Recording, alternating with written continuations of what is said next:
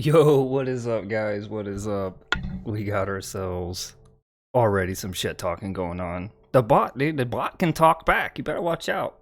Fuck that The bot. the bot is alive. It is. It's got its own mind. That bot's a bitch. Yeah. Yeah, it's true. It is true. Anything that's got my name on it's got to be a bitch, right? I didn't say a thing. Oh, fuck. Alright, guys, we got ourselves a nice little one going on today. Fuck my life. We'll get this right eventually. Is that right? That's right. Fuck it. I think I got him right. Oh, that's better. We got My fat sleepy face. a few conversations on the agenda today. Obviously gonna talk about the games we've been playing. Been a good one. But we're gonna talk about little COVID action, the loss of some musical artists. What's your goals for 2021? How Reddit fucked up the stock market. Just a little spoiler alert. Reddit didn't do what was already allowed. Relationship advice, because everybody should learn how to use a dating website properly, because, hey, who better to for advice? Who better to get advice from than these two fucking idiots? And then, all my homies hate Wall Street. Yo, all my homies hate Wall Street too, because they poor as well. And then we're going to shit talk for a second, because why not? What kind of fucking show would this be if I wasn't shit talking? So, Brian, now that we got the intro knocked out, what have you been playing here lately? What kind of games you been getting into? And how often do you touch yourself every day? Oh, what did I pick up the other day? I picked up RimWorld the other day. Been testing it out. It's not bad. It's like The Sims, but mass scale.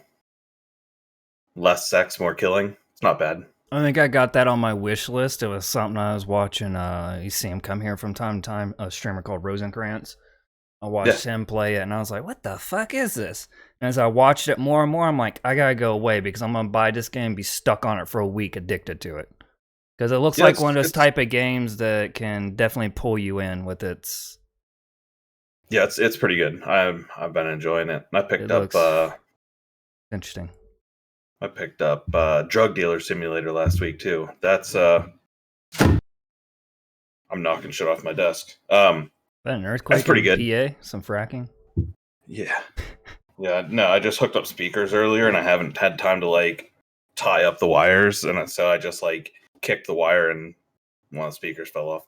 It's fine. But other than that, same shit that I've been playing too.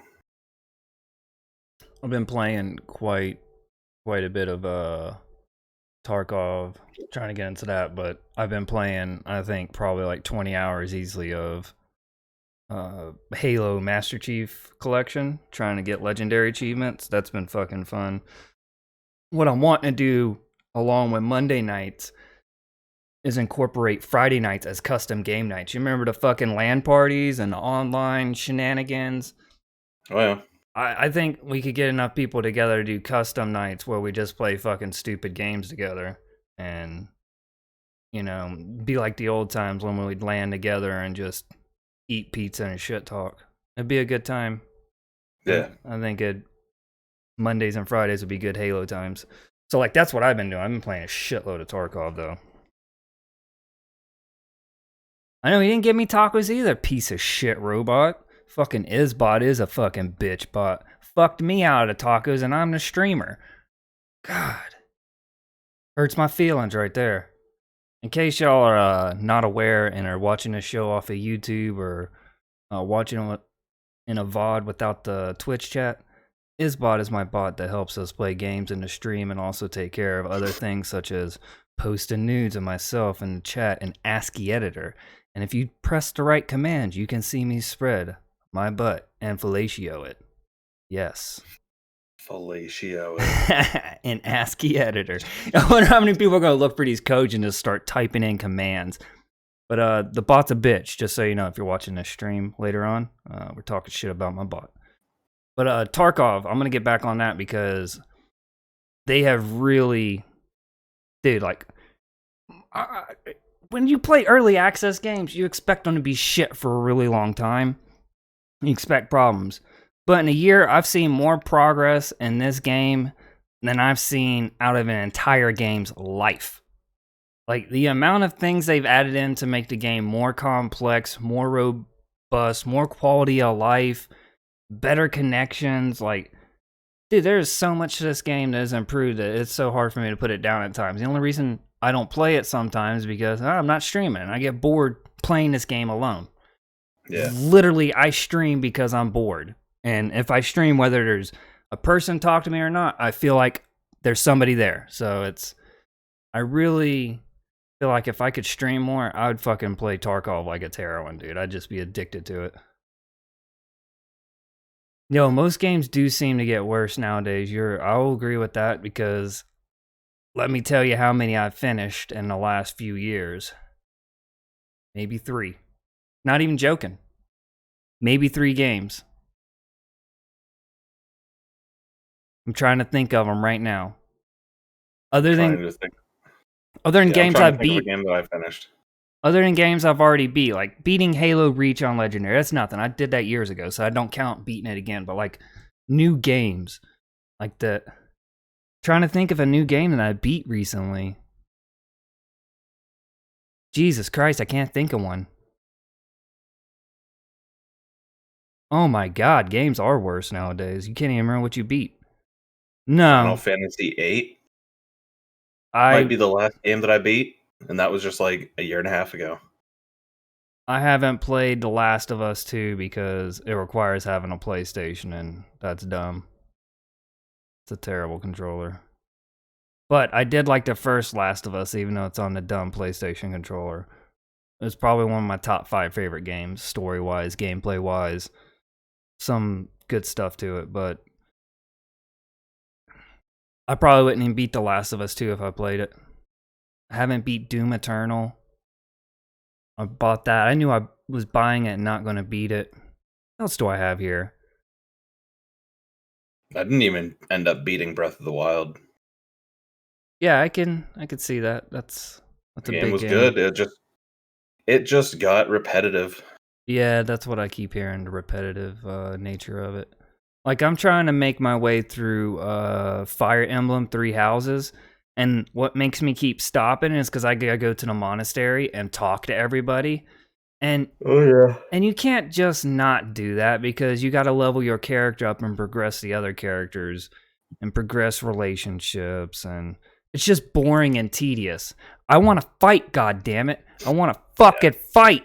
That's what I want in a game. Like, literally, I'm at the point now where I don't want to have to, like, walk to the next village or walk around. Like, just put that shit on rails for an RPG and just, let's give me some story. Fight me some shit for 2 hours. Give me a little story.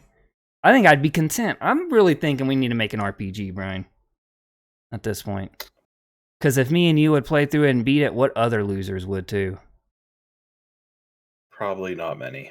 Well, as long as you play it, that's all I care about.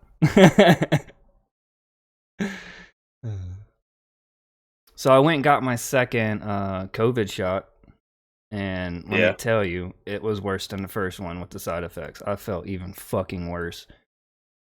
But unlike the last time, I feel like really rejuvenated. Like, I feel a lot better. But hopefully this, hopefully it helps me not get COVID. I had diarrhea, a headache. I ended up getting a fever, like really bad cold chills and fucking hot flashes, like I was on menopause or something, like I had a period. I don't fucking know, dude. It was terrible. My arm didn't hurt as bad, but it's only because I was doing the chicken dance, just flapping my arms around like a fucking idiot trying to move it around for the first like 6 hours. But it was worth it, I think, in my opinion. 2 days of hell versus 2 weeks of hell. Or longer. With lasting effects for the rest of your life. Well, I definitely had lingering effects after COVID last year. Like, at least until May, I had issues with breathing. But it's better than nothing. I stood in line for 3 hours, though. For a shot and paperwork, it takes an cumulative amount of 5 minutes of work, I stood in 3 hours worth of walking lines. Hundreds of people standing 6 feet apart. It was fun. I picked the right day when it wasn't snowing, raining, and windy. That was literally our forecast last week. Snow one day, rain another, wind another, sunshine. I picked the right day, Yeah, sunshine. I'm not about to go stand outside anywhere right now because it hasn't gone above 30 in like a week and a half. You're about to get 6 inches overnight. I mean, now I ain't talking snow. that's a promise. Holy. Your mom's been giving out COVID shots for the past 2 weeks. Yeah, these people that are giving out the COVID shots are doing it like nonstop too. It's not like they're sitting around on a union lunch break, and that's why I stood in line for 3 hours. That entire time I was in line for 3 hours, there are hundreds of people in front of me, and every fucking 5-10 minutes we were moving up like, you know, a factory line, and they were just pumping out fucking shot after shot into people. Yeah, I can imagine she comes home tired. That has to be a lot of work. Like, I can't imagine thrusting a needle into people every day. Jesus, I couldn't do that shit. Like, to me, that is... I couldn't even watch people getting their shots. Like, I had to look away and make sure I'm not watching that shit. That way I don't fucking pass out. I don't do well with needles, but I have tattoos. Completely different situation because, well, you're not injecting yourself with poisonous chemicals. That ink is A-okay. See, I don't have a problem with that. Like, when I went to the ER here a month ago, I sat and watched the girl stuff the needle in my arm when they wanted to get blood and stuff. Like, no. Yeah, that stuff doesn't bother me. It's interesting how those weird things like that bug people. Fucks me up, and it's only gotten worse the older I get. Yeah, for me at least. Like, I'm just thinking about it, motherfucker taking my blood. If you have to, I'll let you. But I'm not willingly giving you my blood. I'm not donating. No. The nurse assistant that came in for my blood, I was like, am I getting that back when you're done? And she looked at me. She's like, what? And I'm like, well, you're taking my blood, and I never said you could. I'm like, so are you just borrowing it? Do I get that back? She goes, well, that's weird. Like, it's just a joke. Like, go do your fucking job then. You're boring. You should have said, we're trading, right? You're giving me your blood to put in, right? Yeah. We're swapping? You just gonna spit in it? Yeah. We're gonna become blood brothers or what? Come on. What is this? I can't imagine though having to fucking do that all day, giving out shots. And where my shots were being doled out was at the probation office. So you got like fucking cops standing around the whole time too, just watching, bored as shit. Just looking for somebody to shoot. Yeah, well, it's California. They're always looking for someone to shoot. I assure you that, especially anybody that works in San Bernardino. Oh, fuck, man. Oh, shit. When we were going there, too, it's like in San Bernardino. The county itself that I live in is called San Bernardino. But we went to the town, the city. It's not even town. It's a shithole fucking city. But let me tell you what. I can't live there, dude. Nope. Terrible. I think I might have found a place worse than Oil City. Yeah, I know, right? Well, look, I already know of one. There's Titusville.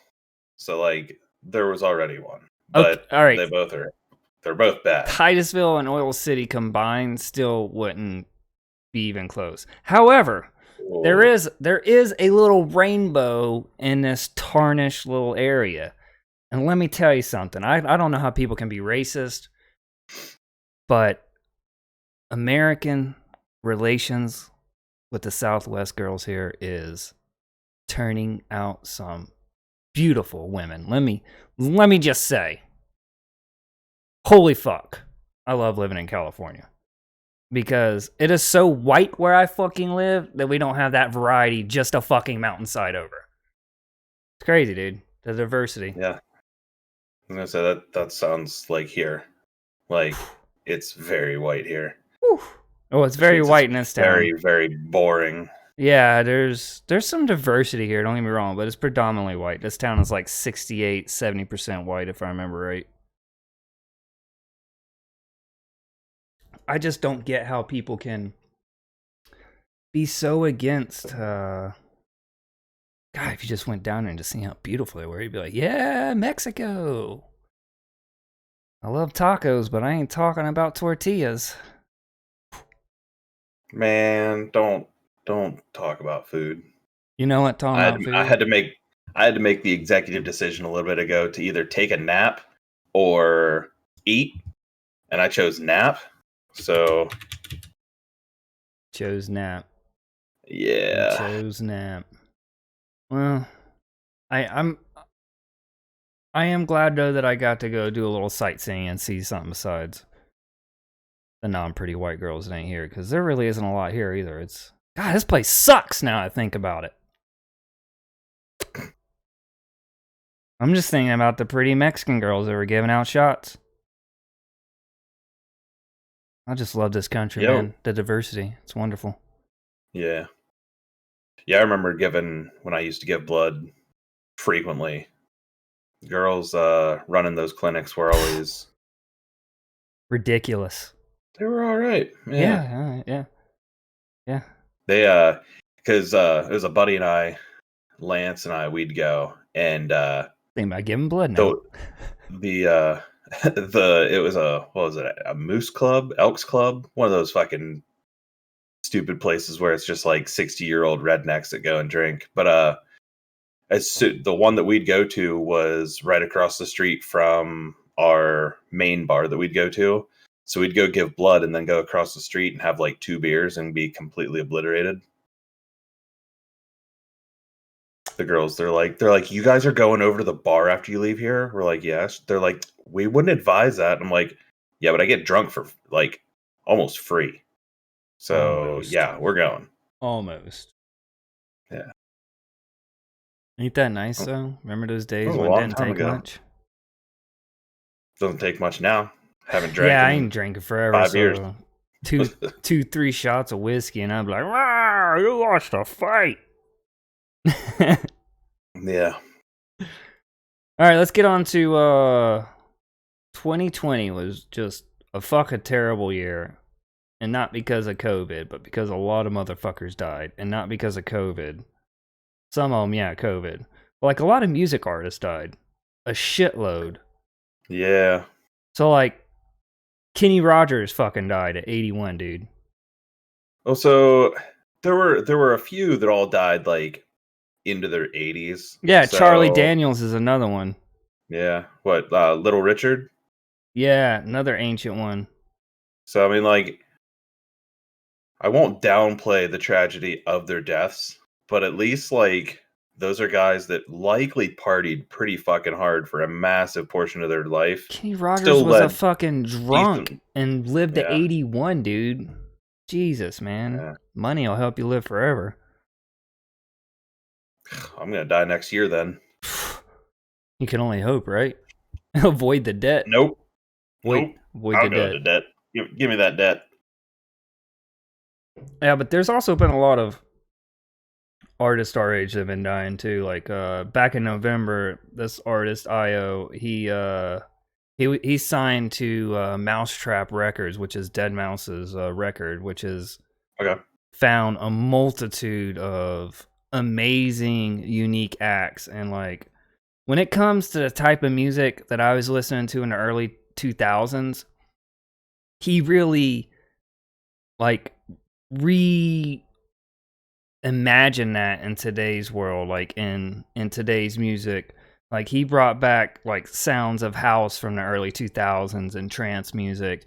And like right before his death, he just released a remake of this fucking one of the first songs that really got me into like trance music was Castles in the Sky by Ian Van Dahl. Fucking amazing song, just artwork, period. Like, and then he did his own classical twist on it, which is it's nice and melodic and calming, but like a couple days after he released that, he fucking killed himself. Like, he was so distraught mentally.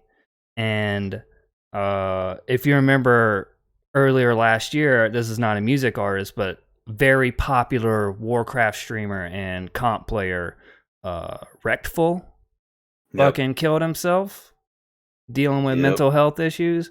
Like, I don't even think it was the pandemic. That shit could have been going on. Yeah, Trav knows who it is too, being a Warcraft player. Yeah, his was.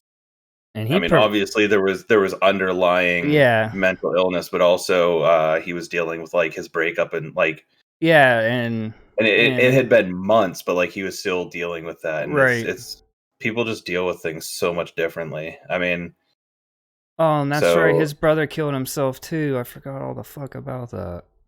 Jesus Christ! Talk about tragedy. My brother stopped me from killing myself, so I got that going for me, I guess. I'm coming up on 15 years for that. It's just crazy how these people who, like, you know, we sit here and we think of how many of our problems would go away with, like, you know, more money. And these are people that have enough money that they just don't have to worry about anything, and they still got the same troubles we do, you know? I'm gonna be real with you. If I had any extra money, it wouldn't make me feel better. I think what it is now is like, I've gotten to a point where my mom's still alive, and I don't want to hurt her with killing myself because I know how it hurt her before. After she dies, I will literally not give a fuck then, as fucked up as that sounds. But I want to say that people have a certain way of thinking about life and what it means to them, and then their brain becomes distorted and certain things no longer make sense. And when you're trapped in that fog of that belief that you're better off dead, it's a slippery slope that's easy to keep slipping down and not recover from. Me, I'm like, I feel like I'm stuck here. Yeah, it was just 3 years ago, you know, Chester Bennington from Linkin Park killed himself. And like, that's easily probably one of the biggest, you know, quote unquote celebrities that's taken his own life in the past few years. And like Robin Williams, you know, you know why he took his life? A big one too.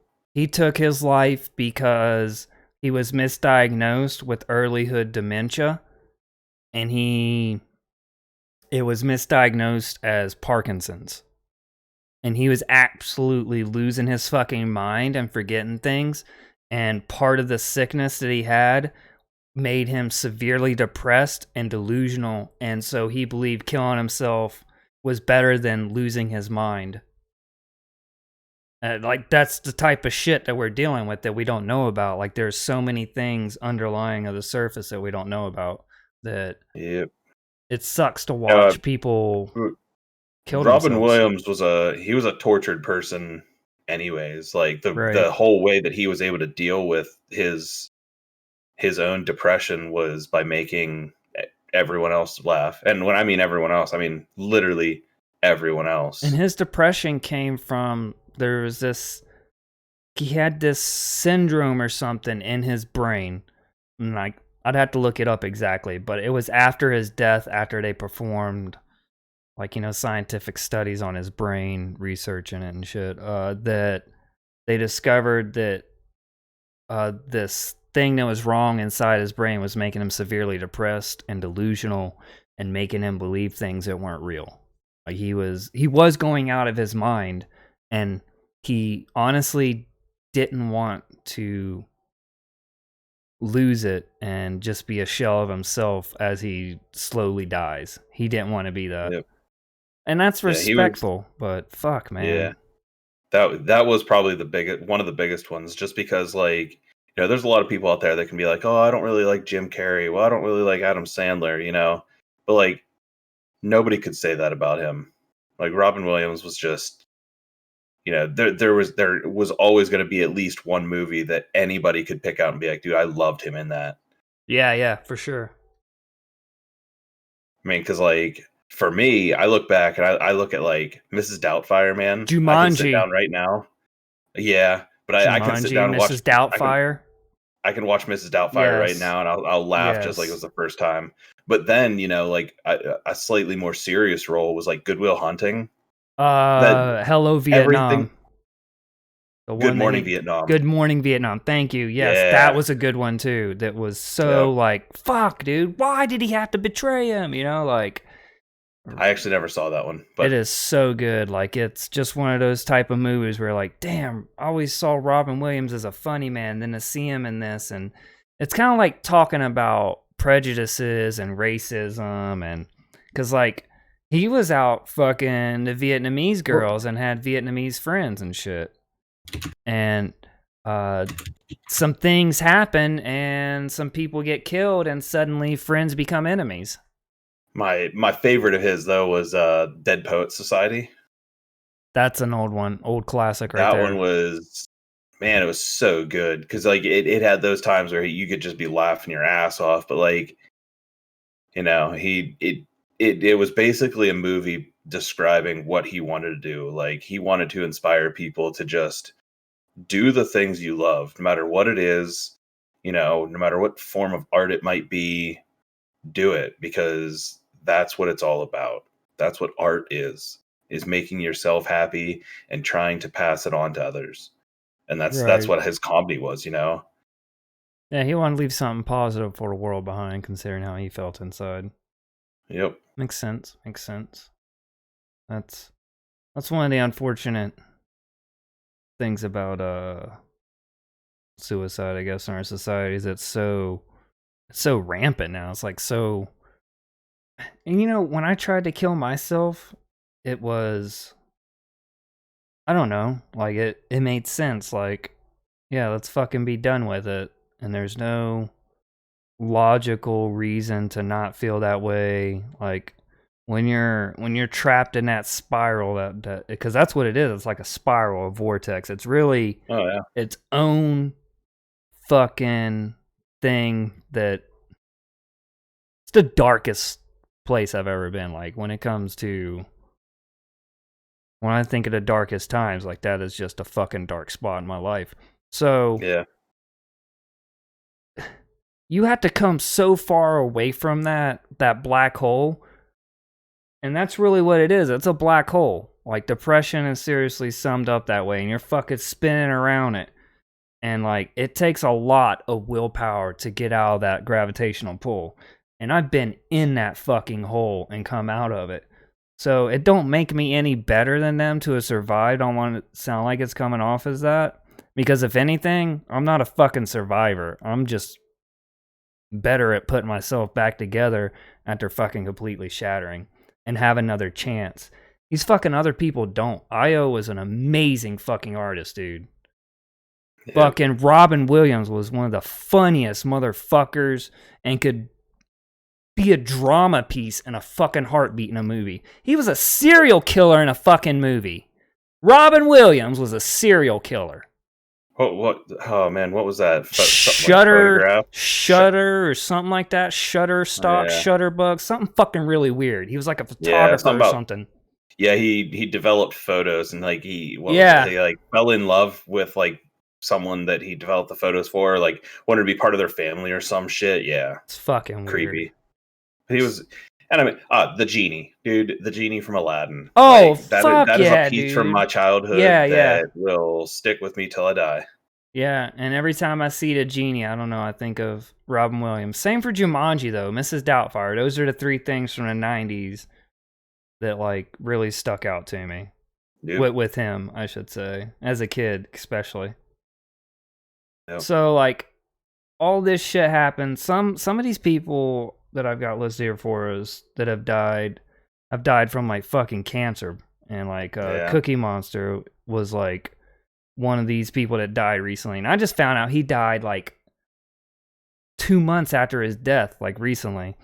And apparently the family hasn't released why, but he has some form of cancer is what I'm getting from the internet from different places. But if you don't know who Cookie Monster is, and I'm not talking about the big blue bitch, fucking dumbass Sesame Street retard. I'm talking about a dubstep fucking icon who made some of the brutalest dubstep back in the day and just would destroy your speakers. And then there was she just died recently. She fucking fell to her death trying to look at the moon. But this artist called Sophie. Now, you probably don't know who she is, which is understandable because of how kind of not mainstream she is, but she is a major influence on a lot of people in dance music, house music, trance music. Like, she was a pioneer of sound. And there's this genre of music that's usually got future on it somehow. Future bass, future house, future classics. She was technically considered in a genre called future classics. Very progressive, nothing like what you're hearing today, and like pushing the boundaries of music and what it is to be in these genres and like create a future genre is basically how you could define her. She was a genre creator. And a lot of the artists that I listened to, like Io, if he was alive, he would have probably been like, oh, fuck, Sophie's dead. So much inspiration from her and what she's done. And there are tons of other artists that are in the same scene that would say the same shit. From like, I've listened to Apache a lot on this stream, and he was like devastated by this loss. And some of the people that remix songs off his Renaissance album made mention of her. So like, she had a big impact. And Yeah. could you imagine just fucking look at the moon and slip into your death? Well, yeah, there's it's a Japanese band called Baby Metal, and it's different. Like It's it's some different. like it's like heavy metal, but it's like these little Japanese girls, high pitched, singing in it. Like I don't know, I get down with it just because I can listen to almost anything. But they have a song called Starlight because one of the guys that helped with their shows and stuff, he was up on the roof with his girlfriend laying watching the stars and rolled off the roof and died. And it's like, man, That shit's no joke, man, being on your roof and hitting concrete. Like, it's no fucking joke, or hitting a planter or a concrete fucking outcropping. Break your neck. It's no wonder why I'm afraid of heights. I mean, I'm afraid of heights because it's fucking scary. Not like if the fall kills me, good. But like, that's a long way down, and it's scary down there, and it's gonna hurt if I fall. Like, I don't like heights, bro, and I've been up too high in too many situations, and I still don't like it. There's no getting used to it. There's none, zero for me getting used to heights. But climbing up on your roof and getting fucking Jesus. Not for me. How many roofs I've been on and haven't died? I'm so happy. Terrible. So I didn't realize Neil Peart of Rush died last year. One of the greatest drummers of all time. Yeah. I don't know if you've ever seen Neil Peart's fucking drum set for Rush, but it is fucking ridiculous. I think the only one that rivaled him in how insane their sets were was with Joey Jordison. Yeah, but you know, he couldn't clean up his act, so it sucks to see such a great drummer leave such a great band. Speaking of, Slipknot might be releasing an album in the next year or so. Well, their last one was a letdown, so I think they need to just be done. Then just call it. I'm tired. I was going to say the same thing. I'm just tired of these bands that just keep trying to drag along just because they think they're going to make money off of it. Like, I get it. Like, yeah, you're trying to provide, but like, you guys are going to keep making money off of all the shit that you put out already. And what's his face's solo album was complete hot, utter fucking garbage. It was just rock fucking junk. I won't downplay his desire to do his own thing. No, I give him that. Lots of people out there liked it. More power to him. But it wasn't Stone Sour. It wasn't Slipknot. Not even close. It was nothing I want to listen to. So I mean, it to me, it might as well have just been Nickelback, and that's sad to say because Corey Taylor's probably one of the best vocalists of our generation. You know, it's funny is I heard that Stone Sour is on a permanent hiatus. Yep. So we're not going to see anything from them either, because that's the only good thing left. their first album was so different from anything else that I'd ever heard that it completely changed how I listen to music. Yeah, it's pretty good shit. I think of some of their songs and it takes me back to a younger time. It's fucking crazy. So we got a whole month knocked out of the year for 2021, and it hasn't killed Kobe again, so I guess we're good. But I got some goals for the year to try and knock out some things I want to do. You got any goals for the year? Besides touching yourself, which is a Yeah, perfectly good goal to have. just try and find myself a new job, something that's actually like fulfilling. Like I don't know. I'm getting to the point again where I just dread going to work, and I hate that feeling. And Yeah. it's just not the line. I've been there for 4 years, and it's still just not the line of work I want to be in. I gotta. I don't know. Yeah, I If I'm don't gonna blame do you something there. like that, I'd like to actually be able to help kids. Whereas now I'm basically just a babysitter, and sometimes I have to yell at them. Like I'd rather rather actually help, but it's still just not for me. I got to get out of it. Yeah, I don't blame you. It hasn't sounded like the best job of jobs to have either when it comes down to the what you actually do. I mean, it's cool getting Yeah. to sit there and play games, don't get me wrong, but at the same time, the job sucks. Yeah, that's just my shift too. Like if I was to switch back to 3 to 11, like it's a whole other idea then, and it's not nearly as fun. Yeah, but they're asleep when you're there, so there's no point in for you to be doing the whole other thing anyways. Yeah. Yeah, it's just gotta get a different job. I'm gonna try and finally break the 2,000 mark on Twitch, I think, this year. We'll see though. We'll make as long as there's no, civil uprisings and speaking out for people's rights, pissing people off. Apparently, I pissed people off last night with last year with my vocal declarations for equality and fuck Trump. I'm still for the fuck Trump though, just so you know. That'll never change. Yeah, I'll never understand people who will get upset when somebody else is like fighting for someone else's rights. I know, right? Like that doesn't make sense. Like you privileged white douchebags need to get off your fucking horses and like just realize that the world wasn't meant for you. If it was, I would have money too, and I don't. I'm Yep. fucking poor as shit. Let me tell you. I think I'm gonna try and hit 100 subs. Amazon is making me poor. That's true. Amazon's making me poor too.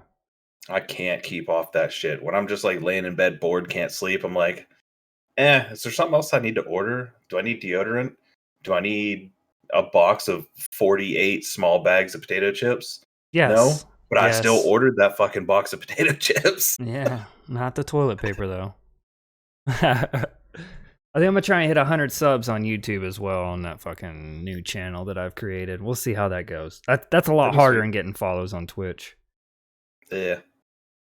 I'm gonna continue working on like the video editing and stuff that I've been doing too for some of my streams. Like I don't know if you guys have watched the most recent video that I put out for Tarkov, but it was pretty fun to make. I'm getting better ideas on how to edit things together, and it's basically just a supercut of me bullshit and action.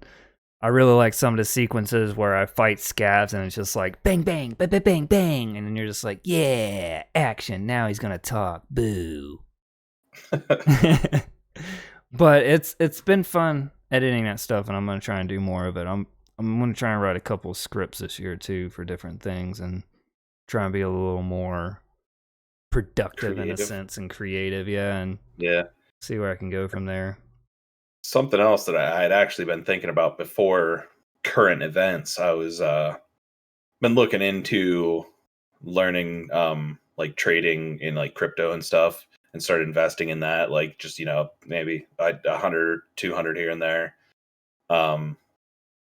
It's just so funny because it was probably 2 months ago that I started thinking about that and started reading about it, and then this last week, that all that the Reddit GameStop fiasco. Yeah. Yeah, Jeez. what's funny about that whole thing is that subreddit that did that, they're just a bunch of fucking casuals. They're not like major movers, and they fucking bankrupted a major hedge fund. And see, what's funny about this major hedge fund is they hedged their bets that GameStop would fucking fail and go under. And if GameStop failed and went under, the people that they bet their money on too would make money, because when GameStop fails, these other investors will gain who are in the same market as GameStop. So instead of these markets gaining from the failure of GameStop, their shares went from $4 to $16 overnight. So they're up to over 300 right now. Jesus Christ. So it's increased exponentially. So yeah. GameStop, who was literally on the verge of collapse, like 2021 was more than likely going to be the year we hear about GameStop filing for bankruptcy, like for really real. It's not just talk about it, but actually do it. And all of a sudden, their fucking portfolio is double and triple in size in terms of stock revenue because of investments from dumb money, which is us, me and you, people that don't know what they're doing and buying shit. They call us dumb money. And they bet against the idiots who don't know what they're doing in the hopes of the bets they hedge paying off.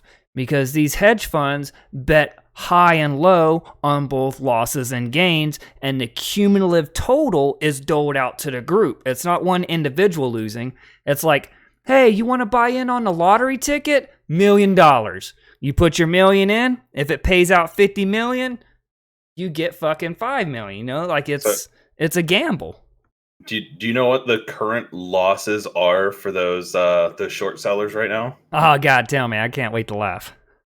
$20 billion. Oh, $20 billion those douchebags have lost out on so far. Poor rich people losing money. Oh, yeah, and it's so funny because like there's this giant outcry from these hedge fund managers and shit. Like, oh, we got to stop these guys from doing this. And it's like, you're the same motherfuckers who are going to stand up there and be like, well, you guys should invest your money better. We did. We did. And we fucked you. And now you're going to cry about it? We're literally doing the exact same things that you guys do on a daily basis. We just decided to do it to like fuck around. Now, what if I told you? So direct intention of this was to purposely fuck those people over. Yes, it was. Like, intentionally. And to save fledgling companies.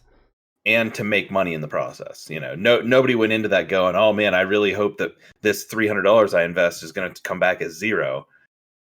They knew what they were doing. Every single person that got in on it knew that they were going to get a return on it. Yeah, and it's Except for people getting in the past couple of days. Like a buddy of mine. Short term.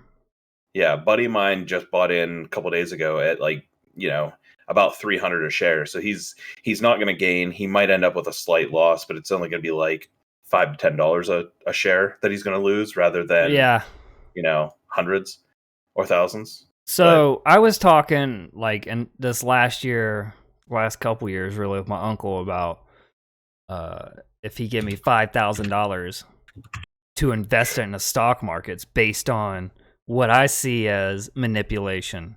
Because like to me, the stock market is manipulation. It is taking advantage. It is basically guessing who's going to get fucked and where you can win.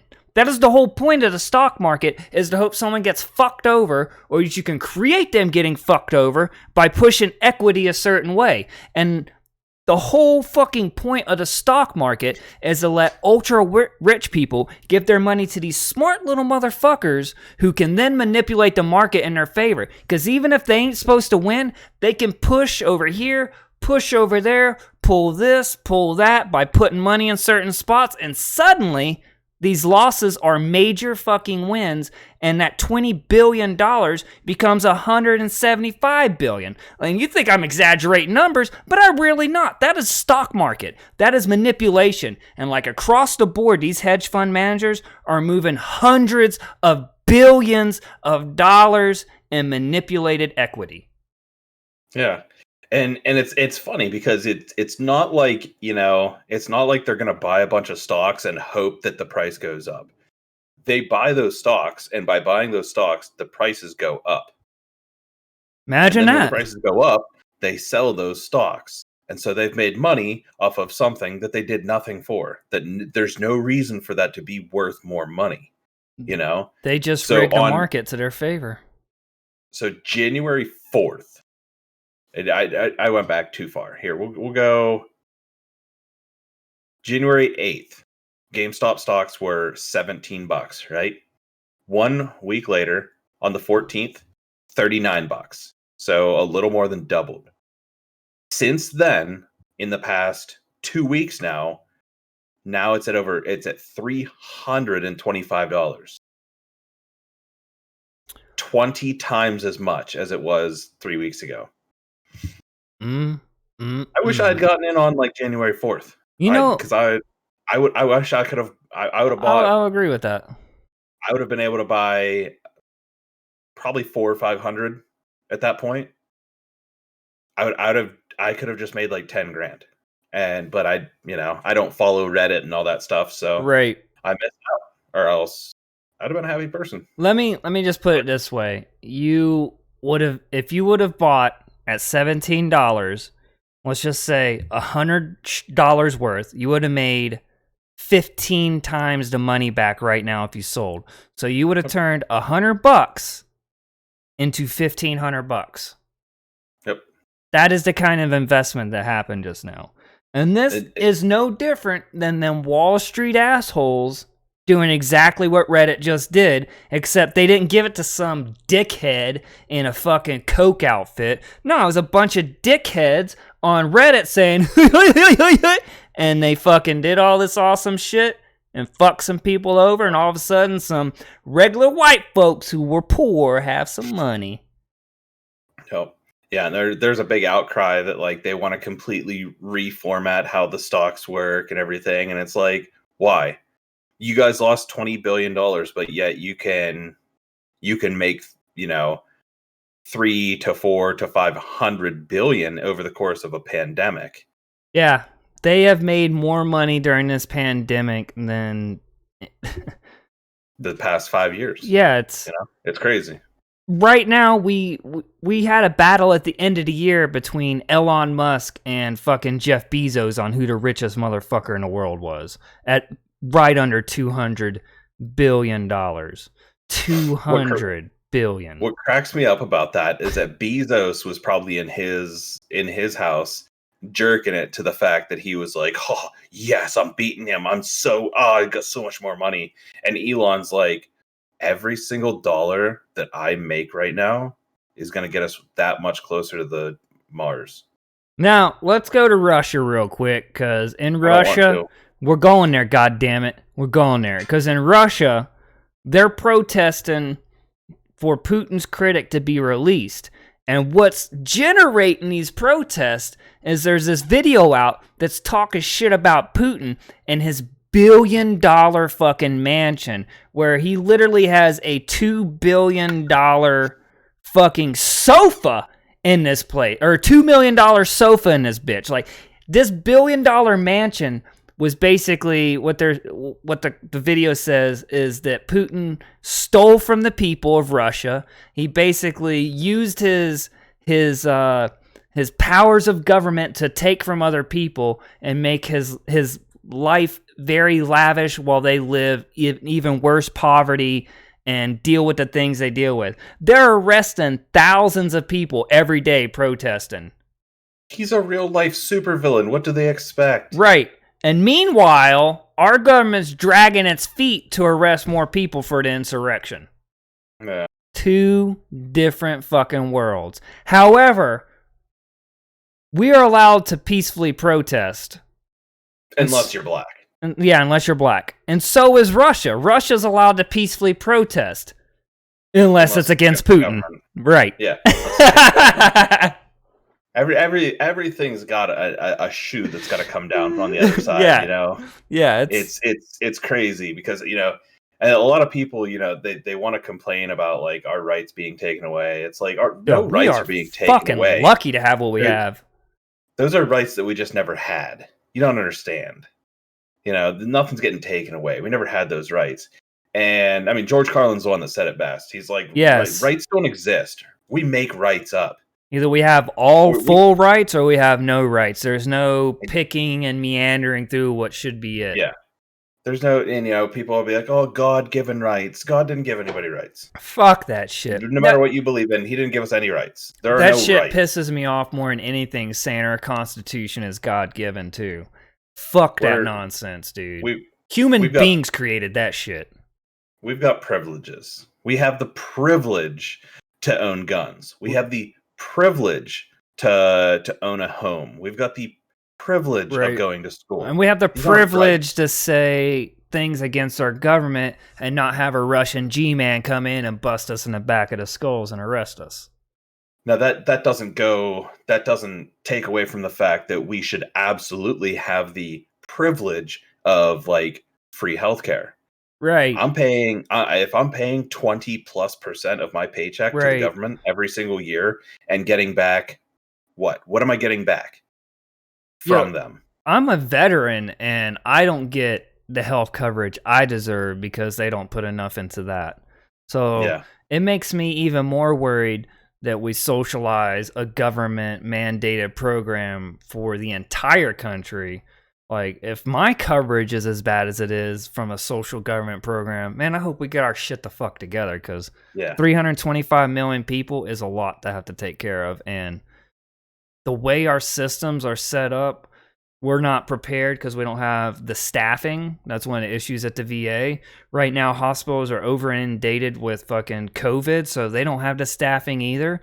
Like, a lot of our issues is from the lack of jobs based around what we need, and are just sheer infrastructure, of different things, too. And infrastructure was exactly what I was fixing to lead into, which is failing us because our infrastructure hasn't updated in so long to keep up with the growing demands of our nation and the diversity. Like, it's not just like, if you look at all the healthcare issues, it's just not white people. It's like you have Asian people, you have Latinos, you have all these different fucking immigrants that are coming in, and they all have different ailments and different needs, and we're not properly addressing any of that with the current healthcare. So, god damn, dude, if we get some kind of universal healthcare, I hope to shit that we actually put forth an effort to cure and help people, and just not another way to put money in the pockets of the fucking medical industries and insurance companies, because insurance companies, they get the fuck out of here, period.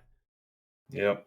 Yeah, and we've got the problem of the just infrastructure in multiple facets too. Like, people, there's that big uprising for support in like pipelines and stuff, and I keep seeing these like side by side comparisons where it's like, they show the pipeline going in, then afterwards it's like a farmland. They're like, this is a pipeline, and then they show pictures of like the wind farms and the solar farms, and it's like these barren wastelands, and I'm like, that's literally the only place you can put those fucking panels and stuff. Like, we're not clearing trees to put those up. We're putting that shit in fucking deserts, you idiots. You know what's fucking crazy to me is we got all these fucking windmills where I live at. Like, dude, if you were to go down the hill, there's literally fucking thousands of these. You know where all that electricity's going? Not to California residents. We're shipping it to fucking Las Vegas.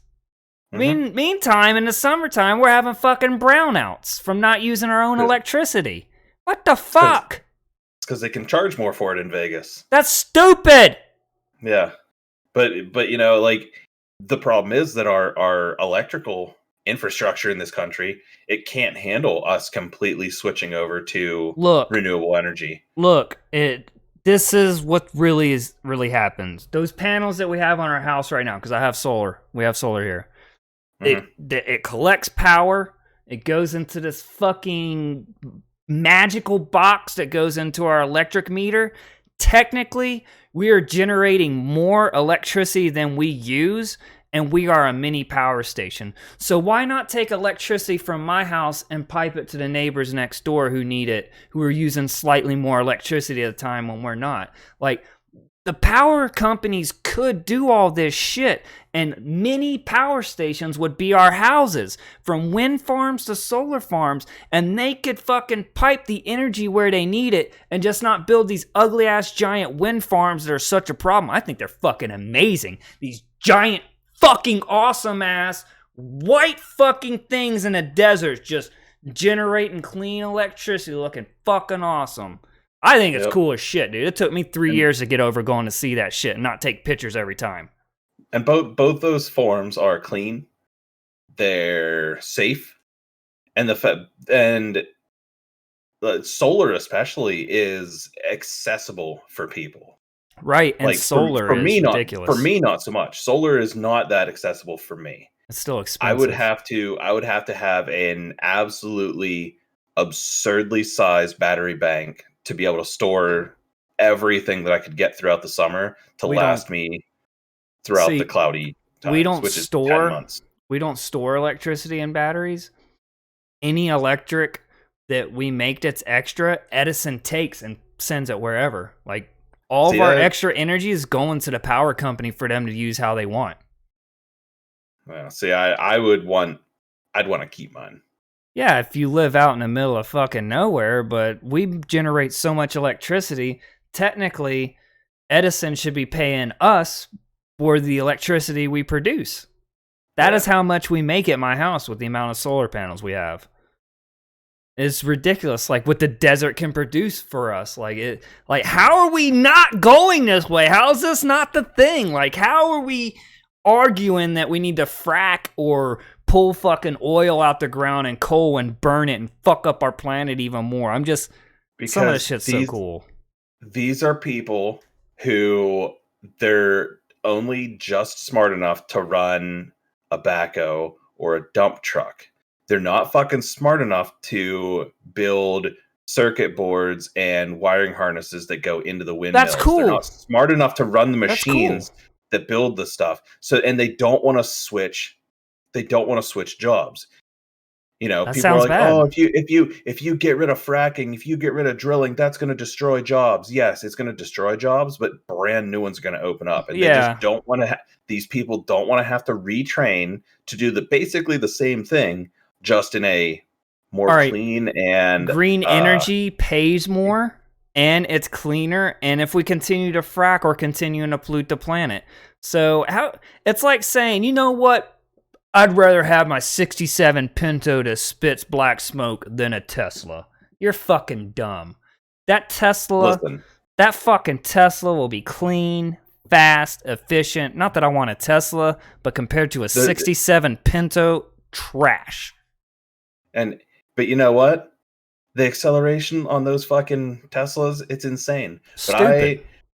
But I heard from a friend about a video where a guy sets his Tesla to drive on its own on the highway, and his passenger, who I'm assuming was his significant other, climbs over, and they get it on going down the road while the car drives for him. Yeah, I watched this on Pornhub. It was fun to jerk off to. This is why I want a Tesla. Number one reason now. That's like, I found a new reason to want a Tesla. I mean, I'd be doing it by myself. I was about to say, I'd be doing it by myself. I mean, shit. But I mean, hey, eventually Tesla will give us robots, like robot sex dolls. You know it. That's a whole other portion to it too. Like, you know, not only does the vehicle run clean, but it can run safer.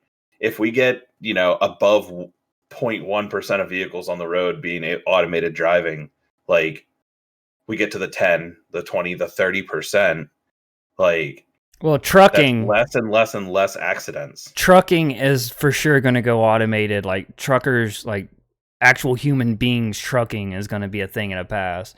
And eventually get to the point that robots are loading these trucks up too, and dock workers won't exist. And there are a lot of jobs that will be lost when we start automating more stuff. So we'll have other shit to do. Like new things will come about. It's not just like, oh, the jobs are gone. There's a lot of, I mean, in the grand scheme, there will be less jobs. No matter how you look at it, when we automate more and more stuff, there will be less jobs. But the more that we're able to do that, the more we can move more into a less monetized society where you don't have to work 40 hours a week to provide for your family, you know? But I mean, that's like idealist 50 years down the road, if we can even make it that long. Right. 50 years.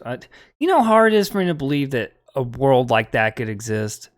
It's just like the greed of capitalism and the domineering facet of communism that still exists, shrouded as democracy. Those two things are perpetually just different sides of the same sword. Like, no matter what, as long as capitalism and some forms of tyrannical dictatorships exist, people are not going to be able to fucking live free. The only automation they'll see is the fucking robots killing each other from every government. We have to get past the point of wanting to kill each other for being different or sounding different, I guess, before we could really progress to that, I feel like. And we're not. Well, I mean, nationalism and religion are xenophobia as well. Yeah, the two leading factors as to why like people can't just get over themselves and accept everyone. Yeah. Like, you know, it's either you. I mean, it basically nationalism is just another. It's just another religious cult. You know, oh, I was born in this country. That makes me better than that person. That doesn't mean shit. Oh, you know, my Jesus is better than your Jesus. So I'm better than you. Well, no, your Jesus is just as made up as his. So like, it doesn't matter. As far as I'm concerned with countries, like we for a long time cannot say that America is great because of the way things are going for a majority of people. The amount of people in poverty, the amount of homeless, the amount of people hungry, the amount of kids hungry, the amount of fucking people that are addicted to dope, you know, the failing healthcare system, our deteriorating roads. We're fucking America and have the 38th internet in the fucking world. We're failing arithmetic. We're failing fucking science. Like, we're not great, and to go around acting like we are is fucking bullshit. But I know we can be great again. And I don't mean make America great again, but like, we have to make things better for everybody. Pick the lowest fucking person up off the street and raise them up. Because when you could pick somebody up off the street and make them better and make their life better, then you make the person after them whose life is just slightly better as well. And if we continue that slow upgrade for everybody from the bottom up instead of from the top down, with these Reaganomic bullshits that are going on with capitalism and the manipulation of the markets since World War II and the fucking Great Depression, that doesn't benefit the working man. Yeah. We have to change that shit. Good luck, though. Yep. The idea of America is what's great now. That's all that's left. That's all that's really left, unfortunately.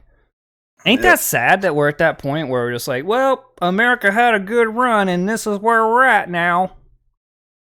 Oh, it's because the people that actually have those accents are the ones that are still like, oh, America's the greatest country in the entire world. Yeah, you think your sister's the hottest woman in the world. Like, you're obviously wrong. Well, I'm not going to lie with him. His sister is pretty hot, but I'm not her brother, so she won't fuck. It's all relative. It is all relative in a right state. And the right mountaintop, too, if you get cold enough. Yeah, like, you know, and of course I brought up religion, and I guess like, we could just jump right into your shit talking for a minute, right? Yeah, considering that we're already there, like, shit talking Christianity. Like, we call ourselves a Christian nation here in America, yet Jesus Christ would for sure go to Skid Row and try to feed all those people. He would for sure try to be like, you know what, I'm going to snap my fingers and you're going to have real tents instead of fucking plastic bags. He would even say fuck, because we're talking about modern day Jesus. He wants to be hip with the kids, you know what I'm saying? And they don't think fuck is a bad word, you pretentious baby boomers. Jesus would be a socialist. He would, but also and no one could tell me he wouldn't, because he outcried against the rich. Yes. He outright shunned the rich. He believed that everyone should be fed, everyone should be treated equal, everyone should love everyone, regardless of their race or religion. This motherfucker said everyone should be treated the same and equal. Yeah. And he's a And fucking Jesus Christ, the man of God, or the son of God, saying this shit in a Roman area.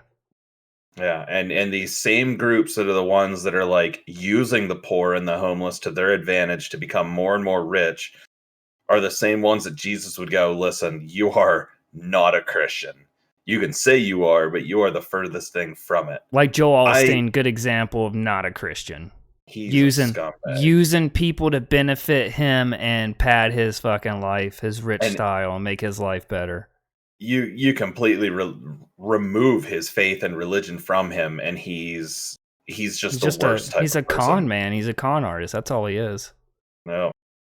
And and I won't even just like, obviously there's that idea that America is a Christian nation and was founded as a Christian nation, which is completely historically false. False as fuck.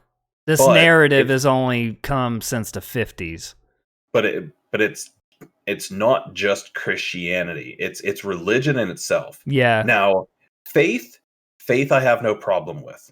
I have no problem with a person having faith. You believe in whatever you want because it's not hurting anyone, and it doesn't even actually hurt you unless if you are shunning technology and science because of it. But faith is fine. I have faith. I have faith. I have faith in higher power. Mother Nature is a higher power. Earth, this galaxy, these are higher powers, way beyond my understanding.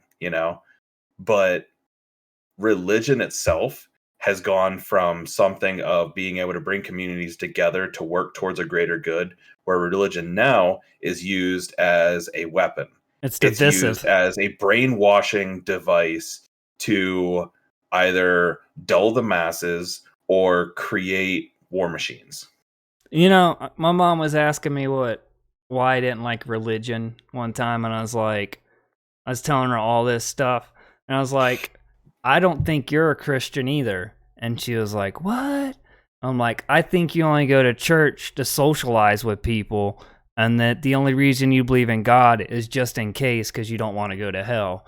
But the truth of the matter is, I don't think a lot of people believe in this shit, and the ones that actually do believe it's real and shit, those motherfuckers are legitimately crazy. Like, if you were to sit down and talk to them, they're a little out there. Like, they're the type of people who could believe conspiracies, and their faith isn't faith. It's like these delusions where they can easily be misled by people like Joel Osteen, like these charlatans. And there's a lot of that shit, dude. A lot of charlatans who will take advantage of these people who are really just looking for community and looking to be together, and then they're riled up and whipped into this frenzy, and the next thing you know, they're going to the Capitol House and causing an insurrection.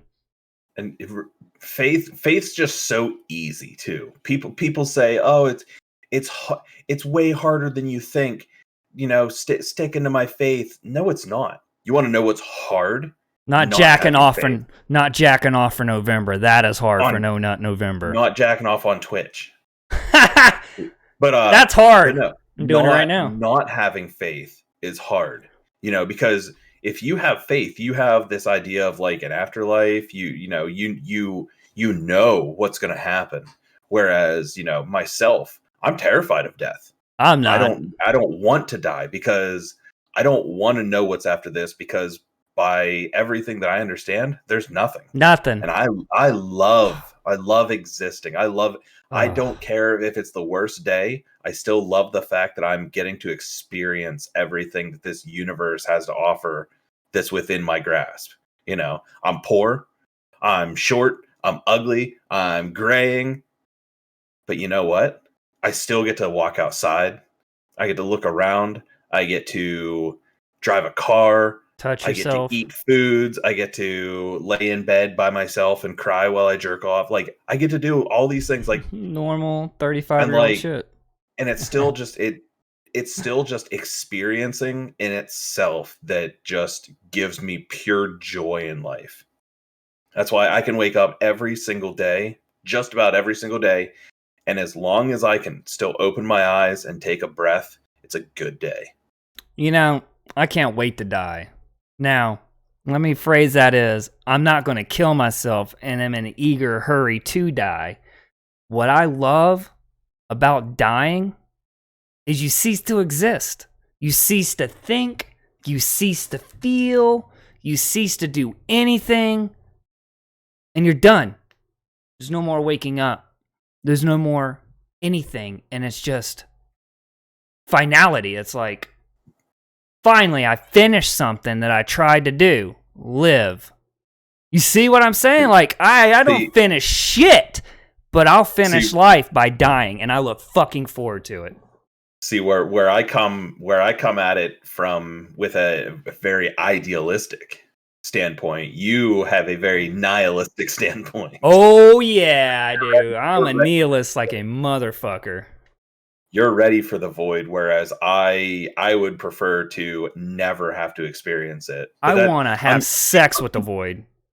I'm just too fucking curious. You know, I want to know what's going to happen in 50 years. I want to see 500 years. I want to see 5,000 years. I want to see all of it. I want to be... If I could put my head and a brain in a robot and live 500 more years, I will. Listen, even if it's Futurama, dude, just stick my head in a jar. Whatever. Nah, I still get to experience shit. That's way Give me a worse. Computer screen in front of me. Because this is why I don't like... I do know that, because for me, I don't like the idea of heaven. That's why I'm not a Christian or religious or anything. I feel you on that too, Rosen. Thanks for being here, by the way. But like, the idea of another life after this... If I knew there was another life after this, I'd kill myself right motherfucking now and be on to the next one, because... I'm just feel that type of way about this life, that it's shit. And the only reason I'm going to continue going on is because, like I said, I don't want to quit. What's the point? So, I want to finish life out to its stupid finality, and then I'm fucking done. And I love that. I'd be done. And Woo! You mentioned heaven, which that's always been an idea that confused me, you know, because they're like, oh, you know, when you get to heaven, it's just all bliss, and you get to look down on your family and watch them, and it's like, that doesn't sound blissful to me. Because say I'm a true believer, and I go to heaven, and I get to watch over my family. You know, say I had kids, and my grandson, my granddaughter, they're a non-believer. And I see them go through their entire life as non-believers, and they never accept Jesus into their heart. So they're going to hell. And they die and they go to hell. Holy shit, that sounds like hell. How is that heaven for you? You literally have to watch one of your direct descendants that you got to watch grow up while you were still alive. Oh, Jesus! Is that what you're screaming? Is that what you're screaming? Yeah. And now you have to watch them descend into an eternal pit of despair and gnashing of teeth and burning and cinder and sulfur and... All right, wait. No. All that shit you just said is not even in the Bible. The gnashing of teeth, like that's said for something else. But like all that craziness you just said was made famous in the 19th century and like the 1880s, like in the pulpits in the Baptist churches in the South and shit, especially in black churches. There was a writer that actually created that entire idea of hell. Yeah, his name was Dante Alighieri. Yeah. And he helped the Roman church bring the Roman mythology and Christian mythology and blend them together so you can get the pagans and Christians to finally be together. That way in 400 to 600 years, you could have the Protestant Revolution and Catholics and Protestants can start killing each other. Ba-dun-dun-tss. Yep. See where I went there with all that? I know too much about this religion not to shit talk it. I look at it like this. You know, God put the devil in hell to run it, right? After kicking him out, why would he do that? And if I get down there for doing the same things that he did by disobeying, do you think I'm going to get down there and he's like going to beat me up? Why would he? He's going to high five me, hand me a beer, a hooker, and a line of Coke and be like, welcome to the fucking party. Blackjack and hookers, let's go. I'll tell you what, if there's an afterlife and I go to hell, you can't die anymore. I'm going to do so much Coke.